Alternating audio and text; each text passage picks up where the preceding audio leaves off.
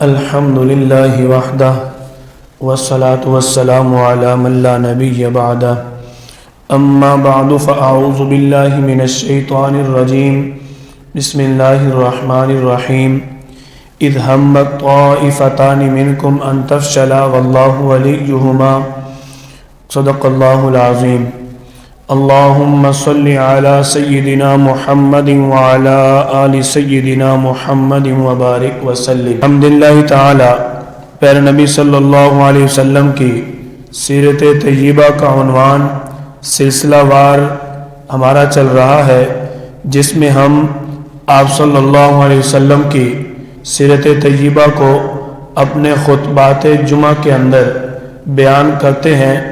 آپ صلی اللہ علیہ وسلم کی ہجرت کے دوسرے سال تک ہم نے سابقہ جمعہ میں سنا کہ آپ صلی اللہ علیہ وسلم جب ہجرت کر کے مدینہ طیبہ پہنچے، ہجرت کے دوسرے سال غزوہ بدر پیش آیا، جس میں میرے اللہ نے اہل اسلام کو فتح عطا فرمائی۔ آپ صلی اللہ علیہ وسلم اور اہل اسلام نے کفار کو بہت دردناک نقصان پہنچایا۔ آپ صلی اللہ علیہ وسلم اور مسلمانوں نے 70 کفار کو قتل کیا اور 70 کو گرفتار کر لیا۔ آپ صلی اللہ علیہ وسلم 70 کفار کو گرفتار کر کے لے آتے ہیں۔ اب صحابہ کرام سے آپ صلی اللہ علیہ وسلم کی مشاورت چل رہی ہے کہ ان گرفتار کفار کا کیا کیا جائے۔ سیدنا صدیق اکبر اور دیگر صحابہ کرام سے جب رائے لی گئی تو رائے کے اندر یہ پیش کیا گیا کہ ان سے فدیہ لے کر ان کو چھوڑ دیا جائے۔ آپ صلی اللہ علیہ وسلم بھی اسی بات پر اتفاق کر لیتے ہیں۔ جب سیدنا عمر بن خطاب رضی اللہ تعالیٰ عنہ سے اس معاملے میں رائے لی گئی کہ ان قیدیوں کا کیا کیا جائے، حضرت عمر بن خطاب رضی اللہ تعالیٰ عنہ نے بارگاہ رسالت میں، بارگاہ نبوی میں عرض کی، یا رسول اللہ، آپ ان سے فدیہ لے کر ان کو رہا نہ کریں، بلکہ آپ ان کو ان کے جو رشتہ دار مسلمان ہیں ان کے حوالے کریں، وہ اپنے ہاتھوں سے ان کو قتل کر دیں۔ آپ صلی اللہ علیہ وسلم نے فدیہ والی رائے کو ترجیح دینے کا ابھی ارادہ ہی فرمایا تھا کہ میرے اللہ نے فوراً جبریل علیہ السلام کو بھیج دیا۔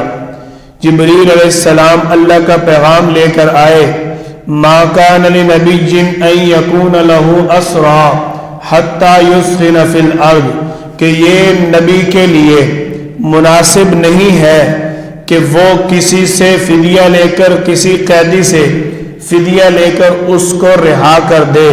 کیوں؟ تریدون عرض الدنیا، اللہ تعالیٰ نے فرمایا کیا آپ لوگ دنیا کے زندگی کے اندر ملنے والے ساز و سامان کی خواہش رکھتے ہیں کہ آپ دنیا کے اندر ملنے والی جو نعمتیں ہیں ان کو آپ ترجیح دیتے ہو، لیکن اللہ تعالیٰ آپ کے بارے میں کیا پسند کرتا ہے؟ واللہ یرید الآخرہ، اللہ تعالیٰ آپ کے بارے میں آخرت کا ارادہ فرماتا ہے۔ آپ صلی اللہ علیہ وسلم کی دعاؤں کا ہی ثمرہ تھا۔ عمر بن خطاب رضی اللہ تعالیٰ عنہ جس کو پیارا پیغمبر اللہ سے مانگ کر لے آئے، اللہم اعز الاسلام بعمر بن خطاب کے الفاظ جس کے لیے پیارا پیغمبر خود اللہ کے سامنے پیش کرے، وہ حق نہ بولے تو اور کیا بولے؟ اللہ نے عمر کی زبان پر حق جاری کر دیا۔ عمر بن خطاب رضی اللہ تعالیٰ عنہ کے بارے میں علماء کرام فرماتے ہیں کہ 22 مقام ایسے ہیں جو عمر فرش پر بورا میرا اللہ عرش سے قرآن بنا کر اتار دیتا تھا۔ حضرت عمر بن خطاب رضی اللہ تعالیٰ عنہ کی جب رائے آپ صلی اللہ علیہ وسلم کے سامنے آئی، وہی رائے جب قرآن بن کر آپ صلی اللہ علیہ وسلم پر اترا، میرے اور آپ کے پیارے پیغمبر نے حضرت عمر بن خطاب رضی اللہ تعالیٰ عنہ کے سامنے اس بات کا اظہار کیا کہ عمر آج اگر تیرا مشورہ، تیری رائے نہ ہوتی، اگر تیرا کمنٹ ہم تک نہ پہنچتا، ہو سکتا تھا کہ میرا اللہ ہمارے ساتھ ناراض ہو جاتا، ہو سکتا تھا کہ میرا اللہ ابھی عذاب بھیج دیتا۔ آپ صلی اللہ علیہ وسلم نے اپنی ایک عاجزی بیان کرتے ہوئے یہ بات ارشاد فرمائی۔ اب بات یہ ہے کہ عمر بن خطاب رضی اللہ تعالیٰ عنہ کی رائے کو ترجیح کیوں ملی؟ آپ صلی اللہ علیہ وسلم کی رائے کو ترجیح کیوں نہ ملی؟ سوال بنتا ہے نا۔ آپ صلی اللہ علیہ وسلم کی ذات بڑی ہے، آپ صلی اللہ علیہ وسلم کا مقام اعلیٰ ہے، آپ صلی اللہ علیہ وسلم کی شان بلند ہے، تو رائے آپ صلی اللہ علیہ وسلم کی چلنی چاہیے تھی۔ دیکھو آپ صلی اللہ علیہ وسلم کو اللہ تعالیٰ نے دنیا کے اندر رحمت للعالمین بنا کر بھیجا۔ کیا بنا کر بھیجا؟ رحمت للعالمین۔ آپ صلی اللہ علیہ وسلم تو شفیع علی الامت ہے۔ آپ صلی اللہ علیہ وسلم یہ فیصلہ کیسے کر سکتے ہیں کہ میں اپنی امت کے لوگوں کو قتل کر دوں؟ آپ صلی اللہ علیہ وسلم تو مزاج شفقت، مزاج رحمت، مزاج الفت رکھتے ہیں۔ آپ صلی اللہ علیہ وسلم اتنی جلدی قتل کا فیصلہ کیسے فرماتے؟ اور آپ صلی اللہ علیہ وسلم نے جو رائے دی اور جس رائے کو اللہ نے ناپسند فرمایا، آپ صلی اللہ علیہ وسلم کی یہ رائے تھی کہ فدیہ لے کر چھوڑ دیا جائے۔ میرا اللہ اپنے پیارے پیغمبر کے بارے میں اس چیز کو پسند نہیں کرتا کہ میرا پیغمبر دنیا کے اندر مال اور دولت حاصل کرے۔ آپ صلی اللہ علیہ وسلم نے آخری وقت حضرت عائشہ رضی اللہ تعالیٰ عنہ کو فرمایا تھا کہ عائشہ، جو میرے گھر میں دینار پڑے ہیں وہ میری دنیا سے جانے سے پہلے صدقہ کر دو۔ میں یہ نہیں چاہتا کہ دنیا سے جاؤں، اللہ کے دربار میں پیش ہوں اور میرے گھر میں مال پڑا ہو۔ یہ انبیاء کرام کی شان نہیں ہے۔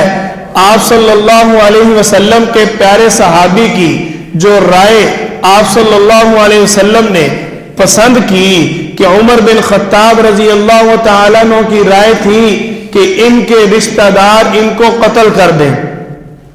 اب عمر بن خطاب رضی اللہ تعالیٰ عنہ یہ رائے کیوں دی؟ عمر رضی اللہ تعالیٰ عنہ بھی مزاج نبوت سمجھتے تھے۔ عمر رضی اللہ تعالیٰ عنہ کو آپ صلی اللہ علیہ وسلم والا جلال حاصل تھا۔ عمر بن خطاب رضی اللہ تعالیٰ عنہ کو اللہ نے فاروق اعظم کا لقب دیا تھا، حق اور باطل کے اندر فرق کرنے والا۔ اس لیے عمر بن خطاب رضی اللہ تعالیٰ عنہ نے اپنے مزاج کے مطابق رائے دی۔ کوئی کسی قسم کا اعتراض اشکال نہیں بنتا۔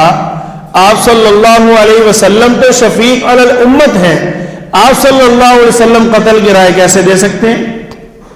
دیکھو، ایک لیڈر کو، ایک سربراہ کو، ایک قائد کو، جو ایک امیر کو اپنی قوم کے ساتھ محبت ہوتی ہے، وہ قوم کے ایک فرد کو دوسرے کے ساتھ نہیں ہوتی۔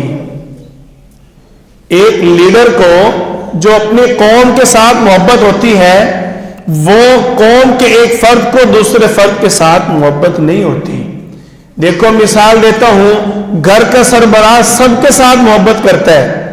اسی گھر کے اندر اگر ایک سربراہ کا بڑا بیٹا ہے، وہ بھی تو بڑا ہے، لیکن وہ سب کے ساتھ وہ محبت نہیں کرتا جو محبت گھر کا سربراہ سب کے ساتھ کرتا ہے۔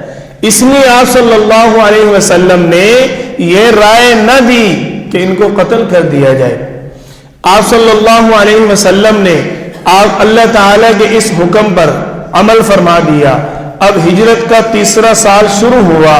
جب ہجرت کا تیسرا سال شروع ہوتا ہے، دشمنان اسلام کے بڑے بڑے جو سرکوب تھے، سردار تھے، جو بڑے بڑے خناس بدبخت تھے، ان کو مسلمانوں نے جہنم واصل کر دیا، غزوہ بدر کے اندر قتل کر دیا۔ ابو جہل، عتبہ، شیبہ، ابی بن خلف، امیہ بن خلف، ان سب کو، عقبہ بن ابی معیط، مسلمانوں نے ان کو قتل کر دیا۔ اب جو ان کے آباء و اجداد تھے، ان کے ماننے اور چاہنے والے جو تھے قریش مکہ، اب ان کا خون جوش مار رہا ہے۔ کہ ہم کسی طریقے مسلمانوں سے انتقام لیں۔ انہوں نے ہمیں بہت نقصان پہنچایا، ہر وقت ہر لمحہ یہ تیار اور کوشش کر رہے ہیں۔ انہوں نے آپ صلی اللہ علیہ وسلم اور مسلمانوں کے خلاف تیاری کی۔ ابو سفیان کو انہوں نے اپنا سردار بنایا اور ہر گھر کے اندر پیغام بھیج دیا کہ ہمارا مال بھی لوٹا گیا اور ہمارے بڑے بڑے سردار بھی قتل کر دیے گئے، لہذا اب خون کا بدلہ خون ہوگا، اب ہم کسی کو معاف نہیں کریں گے۔ ہر چھوٹا بڑا بچہ بوڑھا سب تیار ہو جاتے ہیں کہ اب ہم نے مسلمانوں کو ہرانا ہے اور مسلمانوں کو ختم کرنا ہے۔ یہ مسلمانوں کے خلاف جنگ کے لیے مدینہ طیبہ کی طرف نکل پڑتے ہیں۔ آپ صلی اللہ علیہ وسلم کو ابھی تک خبر نہیں ہے کہ دشمنان اسلام مدینہ پر چڑھائی کا ارادہ کیے ہوئے ہیں۔ دیکھو آپ صلی اللہ علیہ وسلم نے غزوہ احد کے اندر دفاعی جنگ کی۔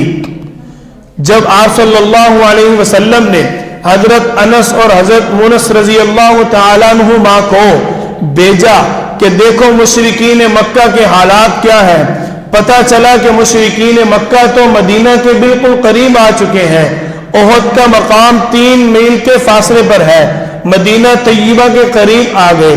آپ صلی اللہ علیہ وسلم اپنے صحابہ کرام کو لے کر احد کی طرف نکل پڑتے ہیں۔ جب آپ صلی اللہ علیہ وسلم اور مسلمان احد پہاڑ کے قریب پہنچے تو اس وقت دشمنوں کا سامنا ہوا۔ آپ صلی اللہ علیہ وسلم دشمنوں کا ہدف اور نشانہ تھے۔ اب صحابہ کرام آپ صلی اللہ علیہ وسلم کے ساتھ ہیں اور مسلمان اس وقت کوئی مضبوط طاقت کے اندر نہیں۔ دیکھو غزوہ بدر کے اندر مسلمان 313 ہیں، 2 ہجری کو مسلمان کتنے ہیں؟ 313۔ اب 3 ہجری کو مسلمان کوئی زیادہ تعداد نہیں ہے۔ ادھر مشرکین مکہ پہلے 1000 آئے تھے، اب اور زیادہ لوگوں کو ساتھ لے آئے۔ ایک روایت کے مطابق مسلمانوں کی تعداد 700 کے قریب۔ آپ صلی اللہ علیہ وسلم اور اہل اسلام جب احد کے مقام پر پہنچے، دشمنوں کا سامنا ہوا۔ دشمنوں نے سب سے پہلے صحابہ کرام کا سامنا کیا۔ آپ صلی اللہ علیہ وسلم کی طرف پہنچنے کی کوشش کرتے تھے، لیکن صحابہ کرام نے آپ صلی اللہ علیہ وسلم کا دفاع کیا، ہر لحاظ سے اپنے پیارے پیغمبر کی حفاظت کی۔ آپ صلی اللہ علیہ وسلم خود جنگ احد کے اندر تلوار لے کر دشمن کا مقابلہ کرتے ہیں۔ جنگ احد کے اندر آپ صلی اللہ علیہ وسلم نے خود نیزہ بازی کی۔ یہ جنگ کا سما چل رہا ہے کہ ایک بدبخت جس کا نام ابو عامر ہے، یہ دشمنوں کا ایک سردار تھا، اس کا بیٹا حنظلہ رضی اللہ تعالیٰ عنہ مسلمان ہو چکے۔ آپ صلی اللہ علیہ وسلم کے پاس آتے ہیں، ان کی ابھی 1 دن پہلے ہی شادی ہوئی تھی۔ آپ صلی اللہ علیہ وسلم کے پاس آئے، یا رسول اللہ مجھے اجازت دیجئے، میں اپنے ابے کو اپنے ہاتھ سے قتل کرنا چاہتا ہوں، یہ آپ کے سامنے آ گیا، میں آپ کی اس فرمان پر عمل کرنا چاہتا ہوں کہ فداک ابی و امی یا رسول اللہ، آپ کے سامنے میں اپنے باپ کی کیا حیثیت رکھتا ہوں، میرا باپ جب آپ کا دشمن ہے تو میں اس کی جان ضرور لوں گا۔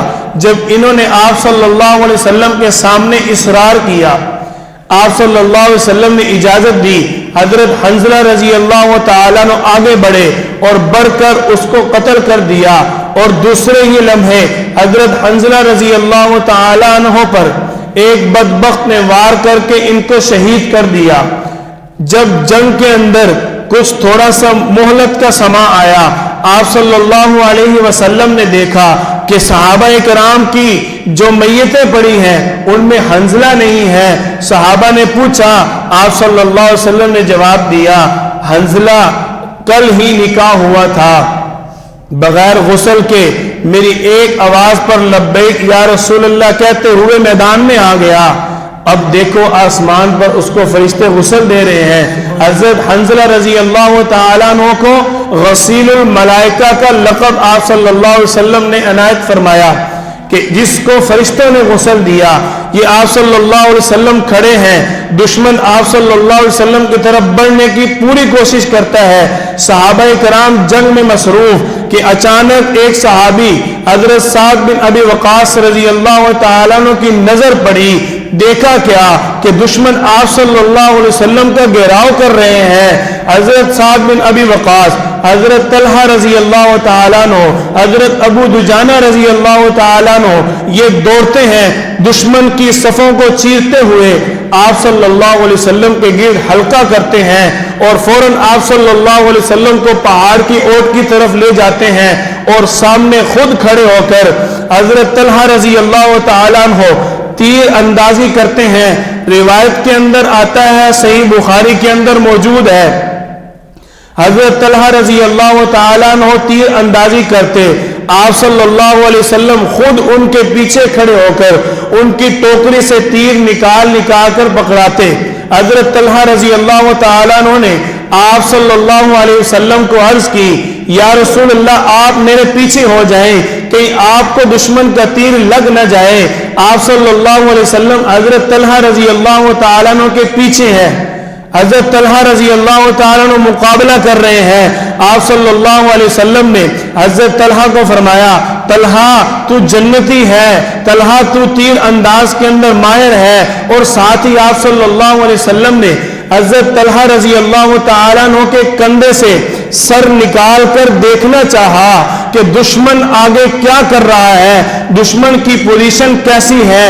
حضرت طلحہ رضی اللہ تعالیٰ عنہ نے عرض کی، فدا کا ابی و امی یا رسول اللہ، یا رسول اللہ آپ اپنا سر کیوں نکالتے ہو، کہیں دشمن کا وار آپ کو لگ نہ جائے، آپ اپنا سر مبارک میرے پیچھے رکھیں۔ اگلے ہی لمحے حضرت ابو دجانہ رضی اللہ تعالیٰ نے جب دیکھا کہ طلحہ اکیلا مقابلہ کر رہا ہے، دشمن چاروں طرف سے آنے کی کوشش کر رہا ہے، ابو دجانہ رضی اللہ تعالیٰ عنہ فوراً دوڑ کر سامنے آئے، دشمنوں نے یکا یک تیروں کی بارش کی، ابو دجانہ رضی اللہ تعالیٰ عنہ آپ صلی اللہ علیہ وسلم کے اوپر لیٹ جاتے ہیں کہ دشمنوں کے سارے تیر ابو دجانہ رضی اللہ تعالیٰ عنہ کی کمر پر لگتے ہیں، اور جب ایک تیر آپ صلی اللہ علیہ وسلم کے چہرے کی طرف آیا، حضرت قتادہ بن نعمان رضی اللہ تعالیٰ عنہ فوراً دوڑ کر آگے آتے ہیں، یہی تیر ان کی آنکھ میں لگ جاتا ہے۔ آپ صلی اللہ علیہ وسلم کا یوں صحابہ نے دفاع کیا۔